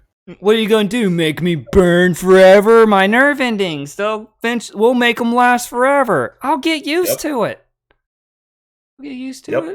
Shit sounds fun to burn forever. I'm going to be real with you. the actual idea of hell itself sounds cooler than heaven. Watching your loved one go to hell versus being in hell and fucking partying. Because look, you know Chris Farley's going to be there. If the hell exists, Chris Farley, like everybody that you've ever loved. Robin Williams killed himself. He's in hell. What could the amount of funny motherfuckers that are going to be there? How can't we have a good time? Like I'm gonna get down there, and on stage is gonna be Robin Williams and Chester Bennington. Like that sounds more like heaven to me. Yes. See, now we're talking, dude. Like, you know what's going to be really cool? You know, like Ready Player One, how they had all these fucking different planets and worlds. Like, I hope one day video games are like that. And I swear to God, dude, me and you are going to create a hell world. And it's going to be the coolest, most awesome fucking world ever. And it'll be the place that everybody comes to fucking party. And one day, God will manifest, because the only God that will ever manifest is through the networking of AI computers, will manifest and come to our fucking party. He'll come to our heaven. It's going to be amazing. Dude, I'm looking forward to these robot bodies. He's going to be like, my heaven doesn't really compare to your guys'. Can I hang out here? And we're going to be like, well, I mean, go see Peter at the gates.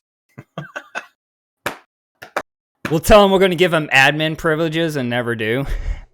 Yeah. Maybe that's funnier to me, but whatever. We're sticking him on permanent free-to-play status. I'm going to be real with you. Our hell world. It's going to be fucking fun. Yeah. Cocaine and hookers. Nothing's beating it. I'm going to be real with you. A nacho slide and a chocolate slide would be amazing. You got my attention. I bet I do. All right, nacho slide into a bed or like a pool of like pizza and subs. Fuck, dude. We talk about some amazing shit on this stream when we just roll off into some crazy tangents. But I'm gonna be real with you. This right here, market. This is way, way better than having sex with robots when we talk about a nacho slide into a fucking pizza tub or like a pizza pit. Oh man, a pizza pit, like a ball pit, dude, and you just fucking dive in and it's all kinds of fucking pizza. Like a never-ending supply of Mountain Dew where the straw is like implanted directly into the side of my cheek. I would fucking OD. I just suck and boom, Mountain Dew. I would love to suck and boom Mountain Dew. Man. That's I'm gonna be real with you. Our hell world sounds more like heaven the more we get to talking about it. Yeah. Helven.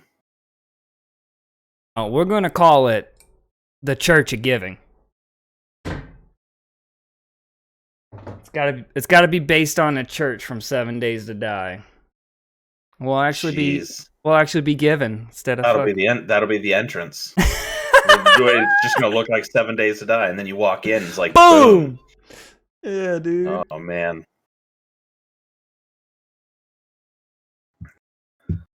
I hope one day the internet is something like that.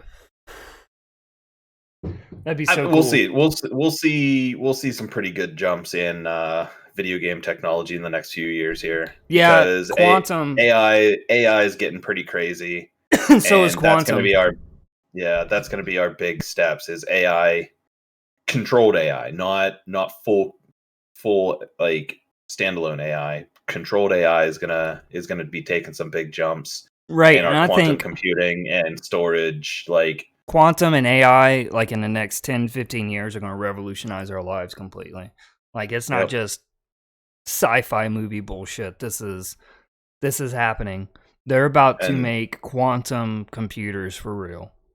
And Elon's got to perfect it though. We got to have the neural link, because I don't want to have to still use mouse and keyboard to interact with my game world. I'm going to be real with you. At this point, I'm ready to put some shit in my brain if it means that I don't have to use my hands. I mean, I'd like to use my hands and be able to switch hit, if you know what I mean. But just imagine playing games and not where your input is your thoughts. Like, you're actually physically doing it. The only input lag is your reaction. Yeah, where it's your you don't have to have stupidity. reaction into input lag into the game reacting. Yeah. I'm liking this. These ideas here. Yep. That and you know what? That's why, as much as I think you're going to be opposed to it, I think you still need to check out the second. You need to check out Ready Player 2. I mean, when they make it into a movie. Yeah, it's not. I'm not gonna say that it's great like the first. The first is my favorite, absolute favorite book, but it's still good. It was still real good, and there were some things that they did with it that made it. It was a fun listen because I got the audiobook. And Yeah, it I was a might grab fun the listen. audiobook. It was a fun listen, you know. And with Audible being as cheap as it is, and you get a free book every single month, like it's fine. My most recent pickup was The Promised Land by Obama, and it's narrated by Obama.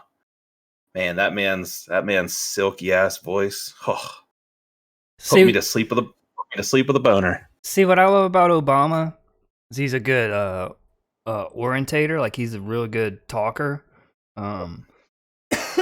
He don't talk down on people. He don't use a lot of the words he uses are proper in the sense that he's not trying to act like he's got some kind of verbose vocabulary or like he's some smart dude who can use big words. Like the proper usage, he just speaks so properly, like well.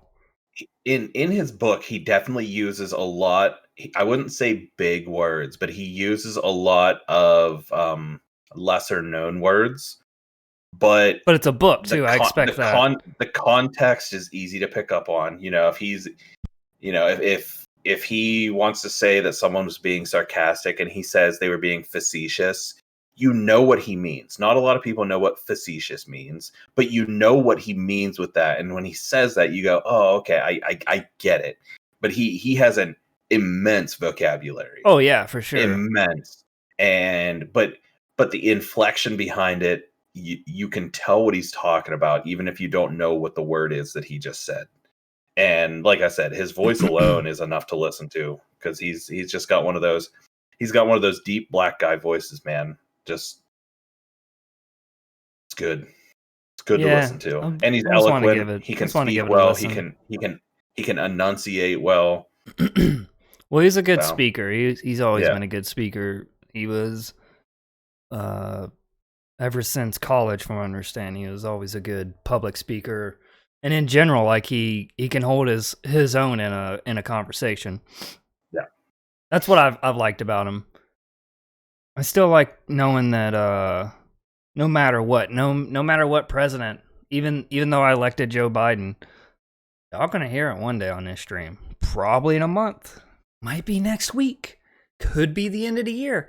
There's no telling. Eventually, I'm gonna talk shit about Joe Biden. Like absolutely. I no feel president like is safe. No president is safe from criticism. Right. And I feel like the way I am as a person, I'm not the left or the right. I literally walk down the fucking middle and cherry pick what I like from each one because that's what a moderate person does. And unlike religion, cherry picking in this aspect, just fine. Right. I'm not, like, my viewpoints have changed from the time I was 35. No, like, see, 19, so 16 years. All right. Since about 19, I would say I've been more paying attention politically, I would say. So my opinions and viewpoints have changed, whereas back then I was like, Bush is retarded. But at the same time, looking back on some of his policies, it wasn't just Bush. You had to look back on the whole administration and point fingers where they are due. And like, it's easy.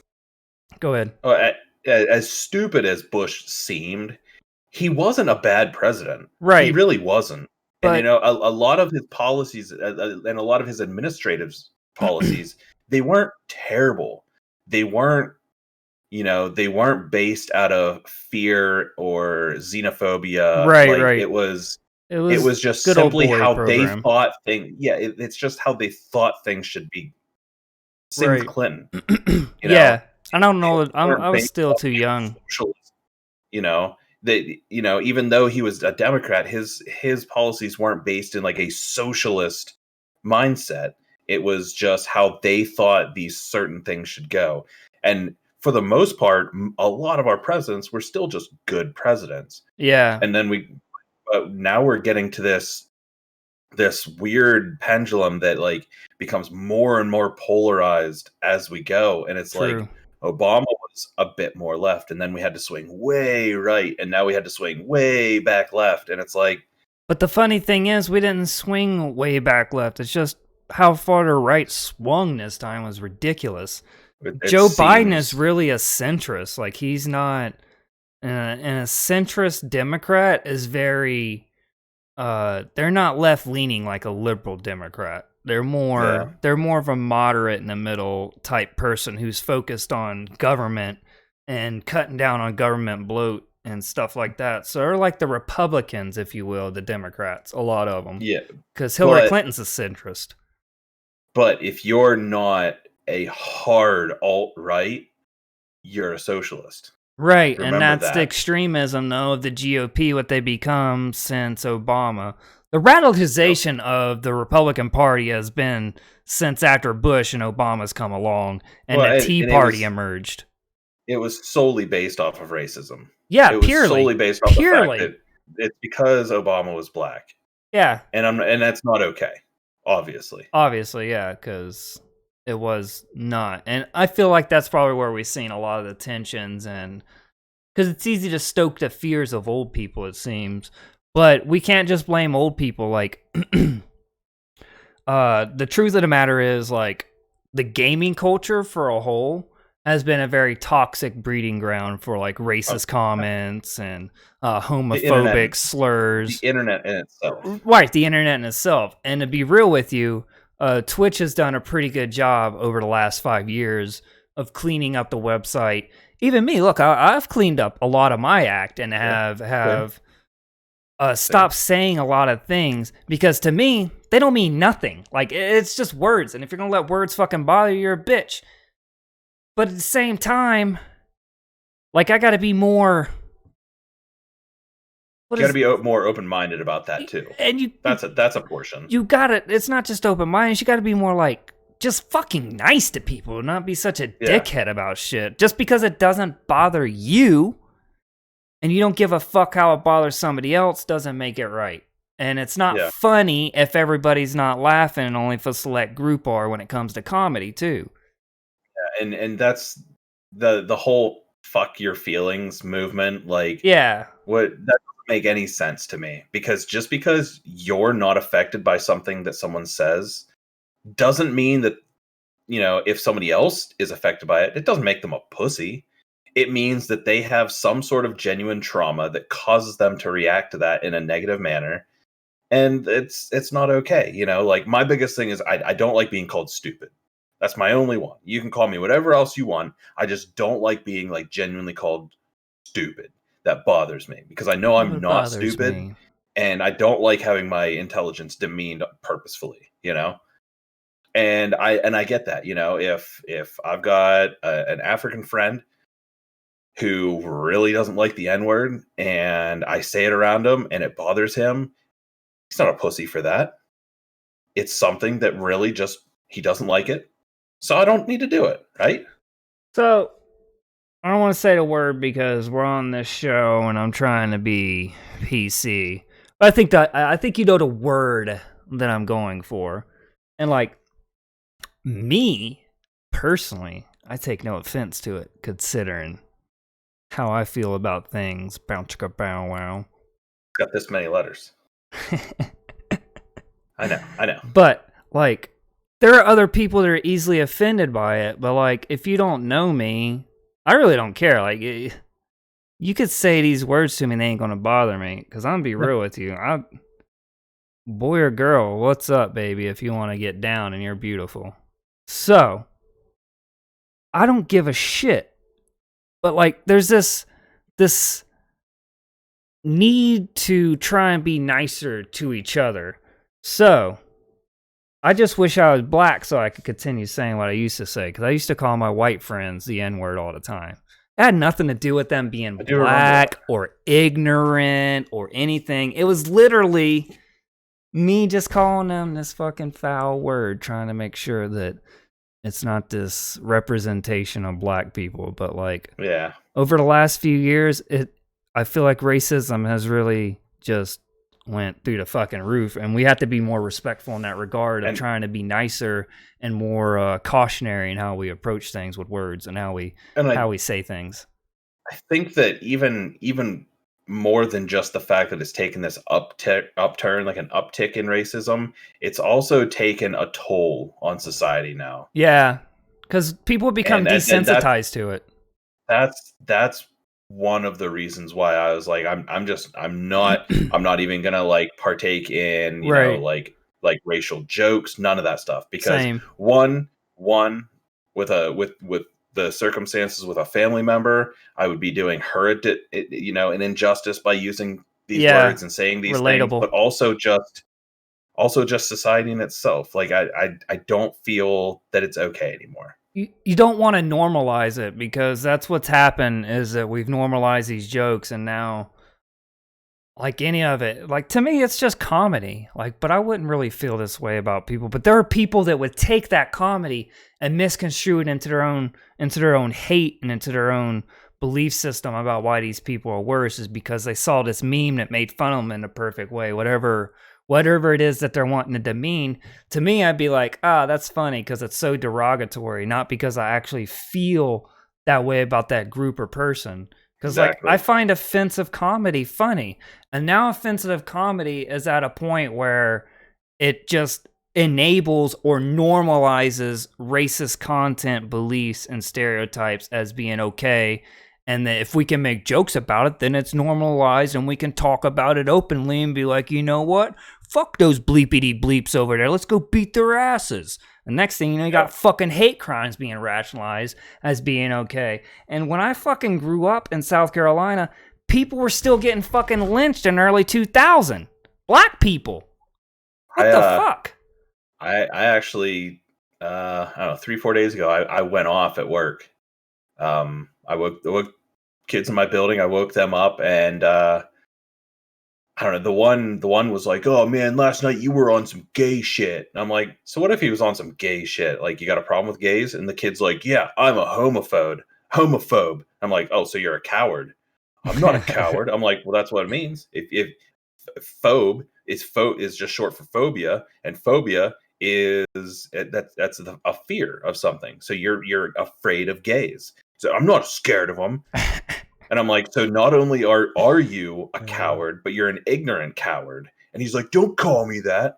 I'm like, "No, you're an ignorant coward." And he started like puffing up at me and like coming at me with like why he hates gays. And I'm like, "No, you're just stupid, kid." And like I blew him up. Like eventually my voice went to 11 and I blew him up.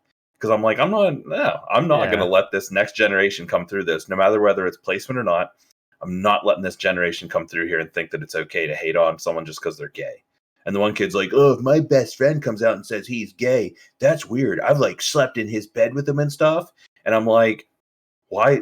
Did he try to suck your dick? Was he jacking you off in your sleep and you woke up? What the fuck? What's different? I don't give a fuck. I'll come out to California tomorrow and sleep in your bed with you, because you know what? I know you're not going to try and suck me off, because I know that I'm too fucking ugly. You are pretty fucking ugly, and I would be like, hey, I could do better. Never in our time of being of our friendship, of our relationship, have I ever thought that like you had an attraction towards me. Yeah, and same for any of my other male friends. Shown it, so it's like, why would I care? I don't care. And you know what's funny about that is, like, I'm the same way about females. Like, I don't. Here's the thing: if something I'm interested in shows me a Plus Shadow wakes up too easy. He's not that bad anymore, Flanders. It's funny as hell. But like female, male, like when it comes down to it, I believe, like, as funny as it is, there's a satanic tenet that I follow to a T, and literally this is what it says: if she don't give you the mating signal, then don't push up on it. Basically, is what it comes down to. And whenever anybody who is interested is into me, They let it be fucking known, dude. And then I'm just like, yep, time to fucking wreck balls. Time to wreck walls. It don't fucking matter. Like, whatever wants to go. As long as I like it. You know what I mean? Like, I don't feel like there's any point in pushing up on shit if it's not showing a reaction to me, because it's a waste of time and energy, and I'm fucking lazy. I really don't care. Like, I like jacking off. It's fun. Does what it needs to do. We're done. Then I can go play games. I ain't gotta talk to anybody. There's nobody to tell bye. I ain't gotta tell my hand I love it. See how selfish I am? See how self-centered I am? At least I fucking know it and enjoy it. That's what it really comes down to. I love this stream. I love this talk show. I get to talk shit, be narcissistic. Oh, They've fuck. actually they have actually changed the wording of the tenants. Yeah, they've probably Because updated them a little bit more and changed it. Because that one that you said, that it's now it's now just more inclusive. It's one's body is inviolable, subject to one's own will alone. I think that's the one that encompasses it. Then there's another one too that I'm pretty sure it's in those tenants that says no harm to children or animals as well. Because it would be under, because there's a 7, and a little religious education for everyone. The first one, one should strive to act with compassion and empathy toward all creatures in accordance with reason, and all creatures Vegan would pussies. be children. It'd be children, animals, everything. 2, the struggle for justice is an ongoing and necessary pursuit that should prevail over laws and institutions. Exactly. One's body is inviolable, subject to one's own will alone. Got that one. The freedoms of others should be respected, including the freedom to offend. To willfully and unjustly encroach upon the freedoms of another is to forego one's own. And that is like, that's including like freedom of speech. Yeah. Because I have the freedom of speech, but doesn't mean that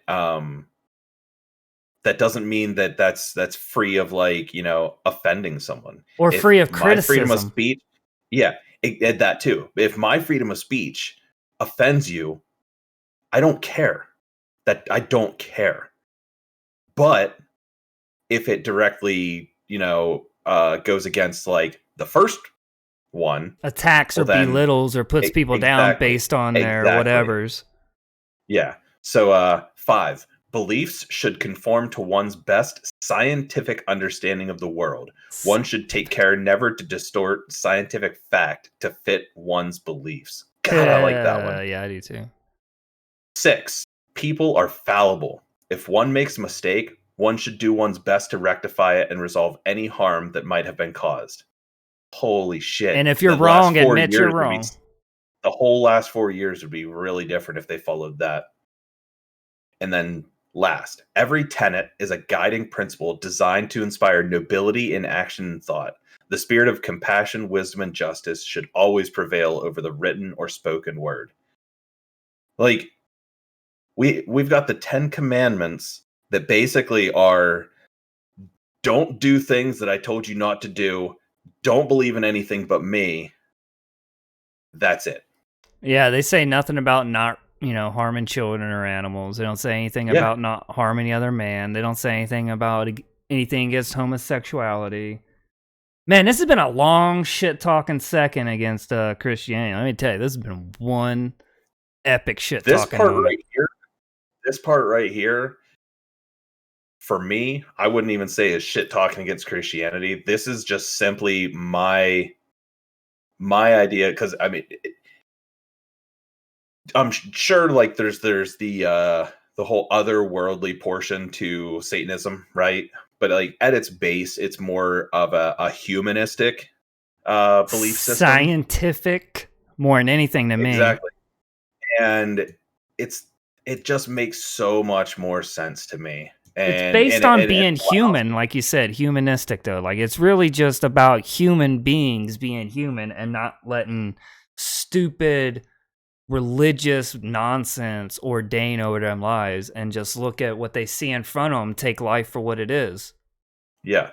These 7 tenets basically say don't be a dickhead unless if being a dickhead to that person is you trying to get justice. And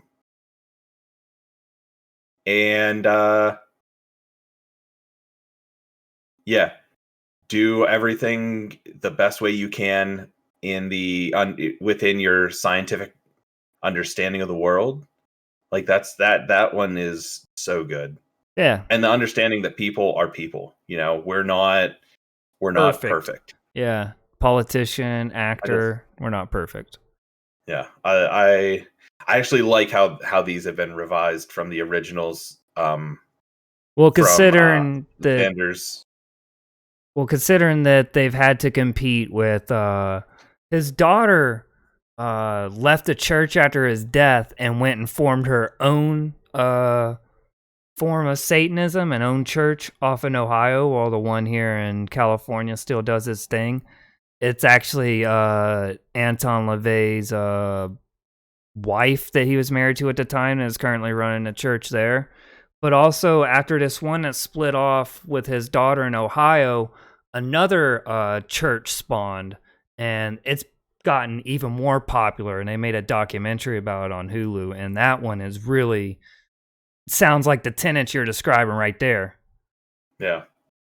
Now, like I don't get behind like the whole portion, because within his book he talks about like sacrificing animals and stuff, crazy ass shit, which was pretty out there. But I think it was just eccentric jargon to like jostle people, right? Because like the sacrificing of animals and stuff goes directly against the first tenet of this, which I think there's been a big shift in that, which is really good, right?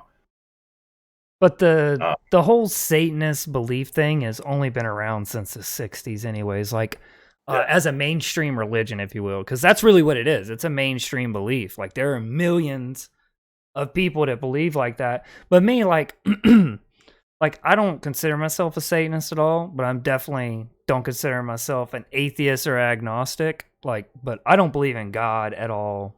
No afterlife. To me, as far as I'm concerned, when I die, I'm fucking done, and that's awesome. But while I'm here, I should try to be better. I should try to live better. Every day is a new day, and whether it's better than the last or worse than before, you just have to try and do better. And sometimes you don't, and you have to figure out how to get past that or over it and around it and beyond it. Because it's life. Good stuff, though. Good stuff. Hell Satan. Agreed. Oh fuck, Hell Sagan at this point, dude. That's where it's really at for me. Like, if I was gonna worship anybody, it'd be fucking scientists, man.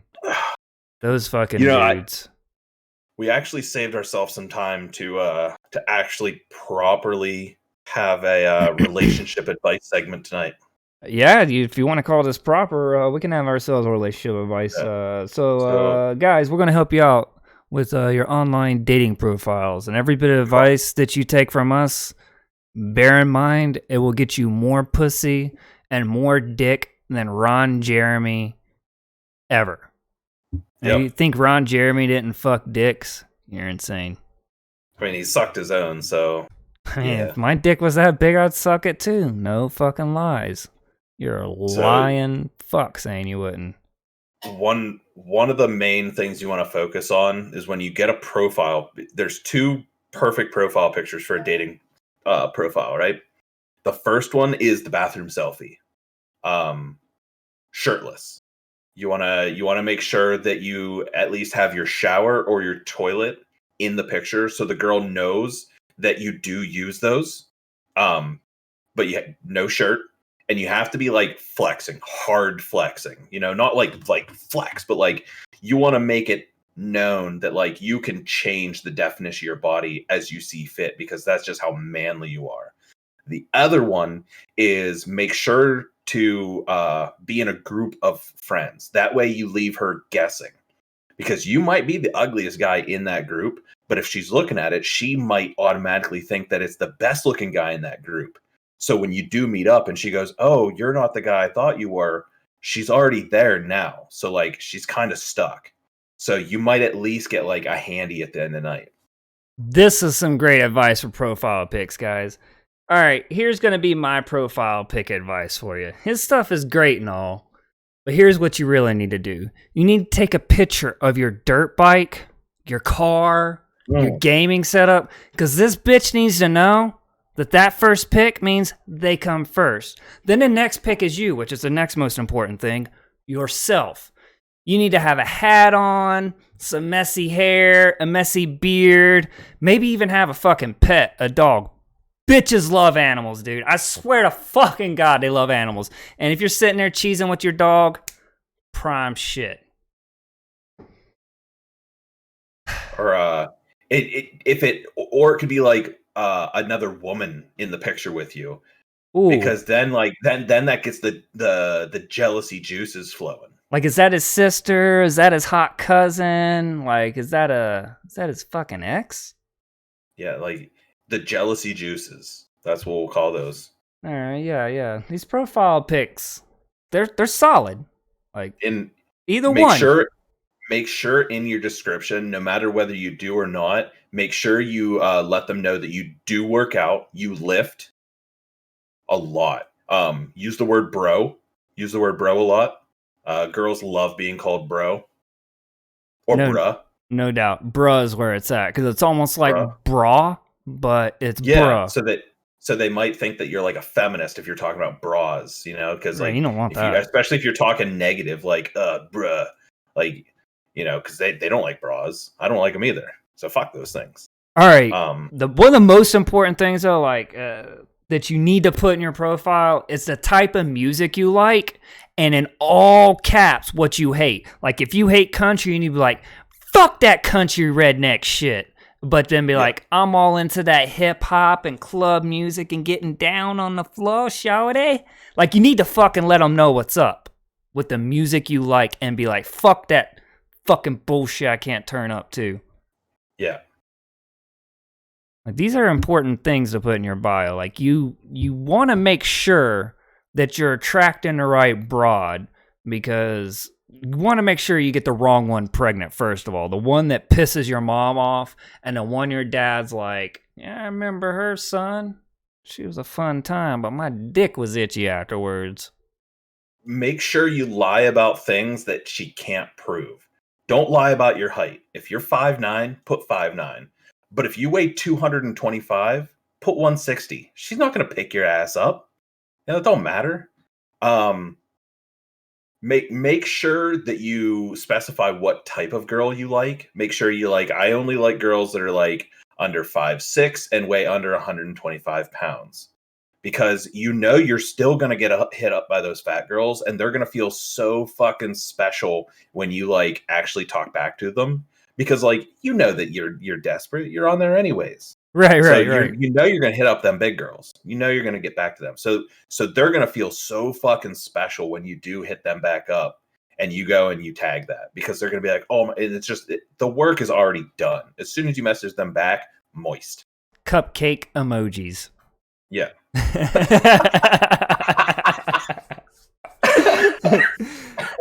Jesus. All right. Ah, dude, that caught me off guard. Yeah, it did.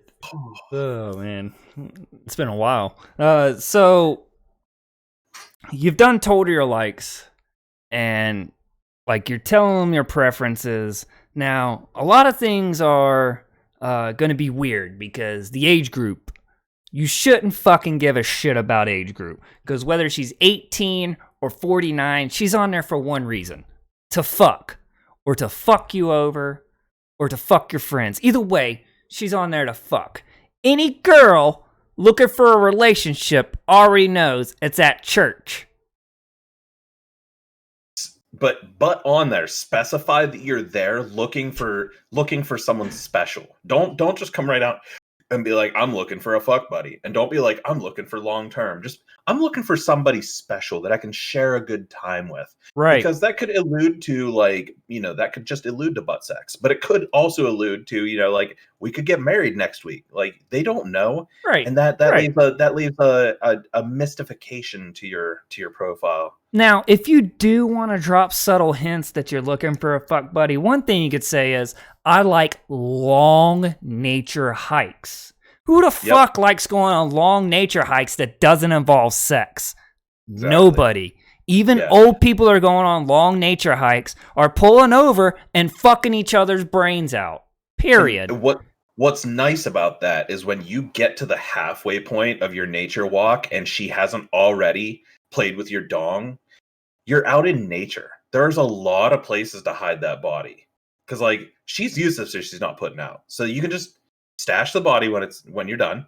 I'd just like to say to the lawyers right now that this whole point is satirical and you cannot come after us if you happen to find a body after either one of us go on a hike, and I will come to your house and beat the shit out of you, lawyer man. Do you see this? Do you see this right here? I don't go on hikes, so you can tell.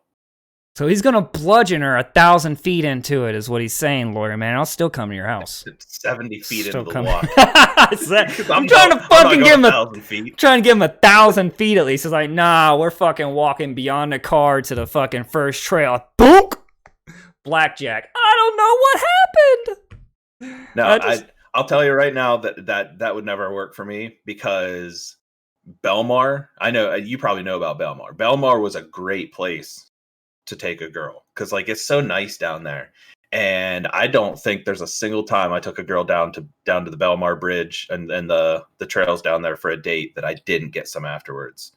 I definitely did the walking. I put in the work. You act like I got laid up there, like it was going out of style. I think I fucked 2 people up there, and that might be exaggerating. Well, I know one. You know one. I don't know why. I don't know how I know the one, but we're Eskimo bros. I'm trying to forget this stuff, you know? You can't forget if you keep bringing it up to me. Air high five. But the funny thing about it is, like, the only people I ain't even fucking slept with people out here. Like, I'm just like, sleeping around doesn't matter. So, like, if you listen to my advice for your fucking profile dating site, whatever the fuck it is, you're not gonna get laid. I'm gonna laugh. I'm gonna laugh real hard. I'm gonna jack off and enjoy myself. The problem with society now is you actually might. I gotta put in too much work, bro. Too much fucking work. I've come to realize that I don't like it. Talking to them, convincing them that they're cool, that you like them. Do you see how dreaded this sounds to me? I'm like, I gotta, like, I'm the fakest fucking person ever in a relationship. Who you start dating is who you don't meet at the end. Like, it's 2 different people. It's like going through a door night and day with me. It's like, this is not how you were in the beginning. Shut up, bitch! That sound familiar? We never dated, so I don't really know. Fuck. Like, I've come to realize that dating makes me crazy, and I like not being crazy. Being crazy makes you date. That's true. Dating's awful. Dating, it's like, actually dating is awful. But if you put in your profile pic, say on Tinder, you know, like a middle finger, maybe grab your crotch, and then put in your bio, hey, yo, baby, I want to fuck. I guarantee you'll get more action than me on Tinder, and I'll create a Tinder profile and won't ever check it again. You use the word bae. B-A-E. They like that. Yeah, baby. That's my bae. Baby. My bae. Like Bebe's kids. Baby. Hey, baby. See, this is why I also decided not to have kids either. Because this would be terrible to have another version of this on the planet. Could you imagine some asshole this full of himself? Well, I got one right here. I would have sabotaged. Like if I'd had a son, I'd have sabotaged him because I'd be giving him this exact same advice, and that poor kid would just drought for the first 40 years of his life.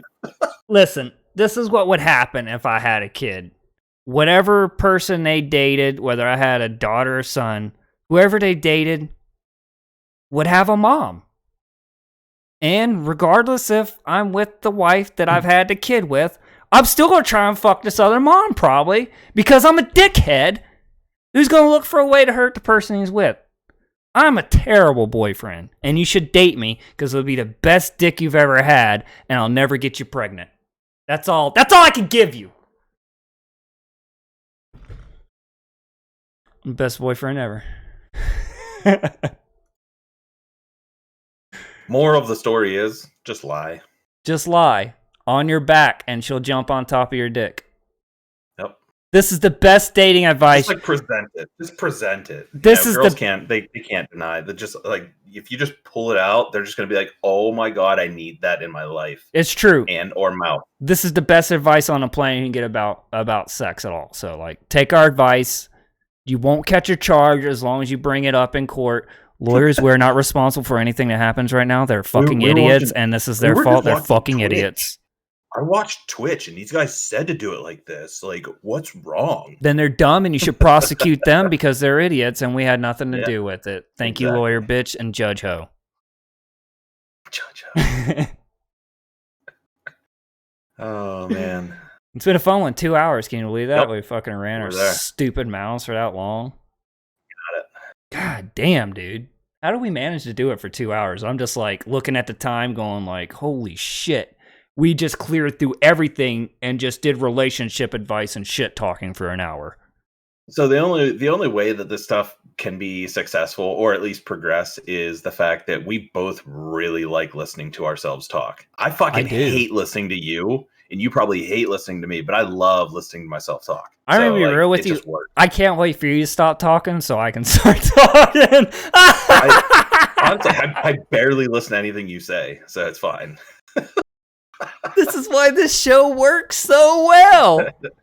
I love it. I fucking love it. All right, guys. This has been KC Wiz. You like how cool that sounds? That's Knewd Chats with IzzyScreamin.